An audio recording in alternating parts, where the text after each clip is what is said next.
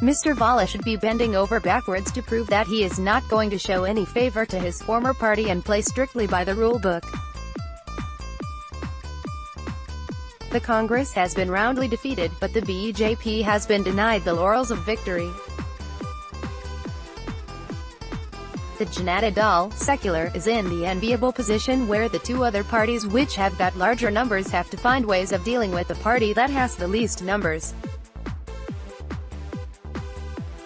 Karnataka's voters, it seems, have a bold googly to the political parties, and the usually unfazed politicians are flummoxed.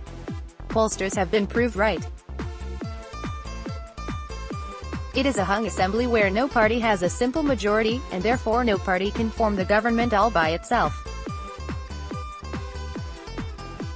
But even before the counting was complete on Tuesday and the complete results could be officially announced, there have also been complaints about the slow counting. Senior Congress leader Ghulam Nabi Azad and outgoing Chief Minister Siddaramaiah have announced their unconditional support to the party with the least number of seats.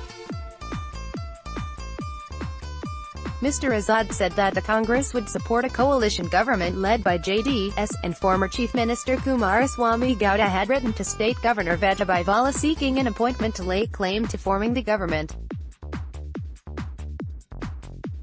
BJP Chief Ministerial candidate B.S. Yediyurappa also saw time at Raj Bhavan.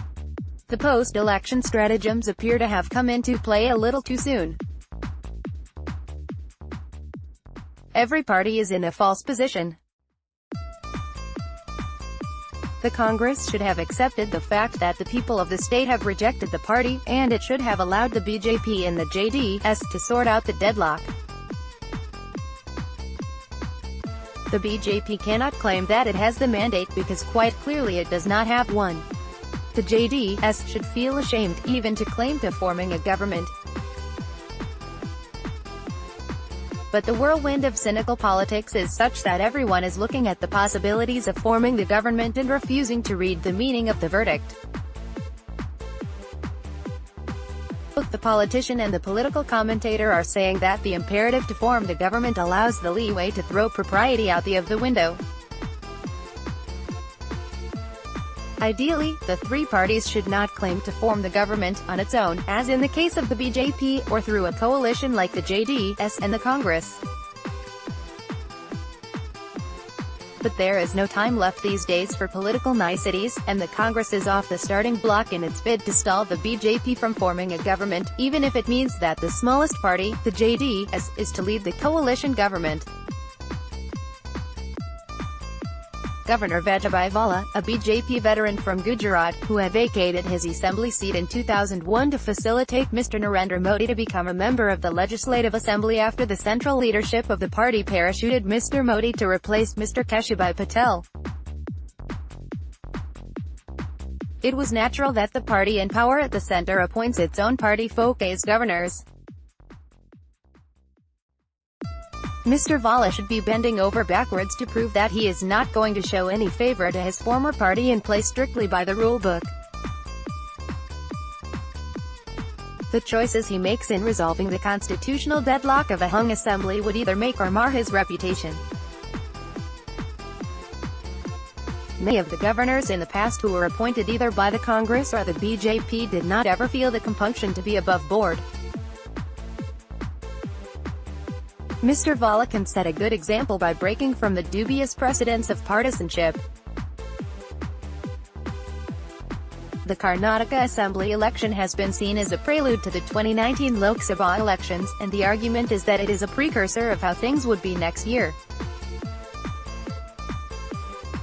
If that is indeed the case, then it means that we may be looking towards a hung parliament in 2019, where no party can form the government on its own. It does not mean that Congress President Rahul Gandhi can reckon with the possibility of becoming the Prime Minister in a coalition setup. If Karnataka is any indication, then the Congress is not going to do well in 2019. This election also shows that the Modi magic has waned. It has not worked as well as expected for the BJP in the state.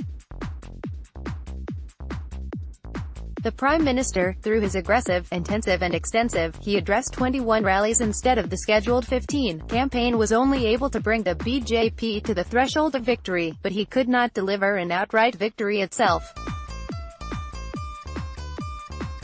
In Gujarat, Mr. Modi did pull the BJP out of the jaws of defeat in December 2017 and the party was able to emerge a victor because it was a contest between the BJP and the Congress. There was no third contender. In Karnataka, the JDS was literally the third force and Mr. Modi could not outwit it. This should make the BJP wary about its total dependence on the leader. He cannot take them to victory in 2019 all on his own. One of the many things that this election has done is to dispel the illusions that each of the parties is harboring about itself. The JDS, which in the 1980s and the 1990s had won power in the state all on its own, is now reduced to the role of a small player. Leads to the conclusion that its earlier dominance was due to a tacit understanding with the BJP, justifying Mr. Gandhi's taunt that it is the B team for the BJP.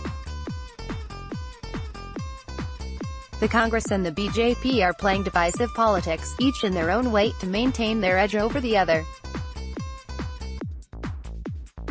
It appears that the people of the state have rejected both the parties for playing the caste and communal cards. It is unlikely, however, that the BJP, the Congress and the JDS will draw the right lessons from the people's reprimand. They will continue to play their dirty games under the garb of principles.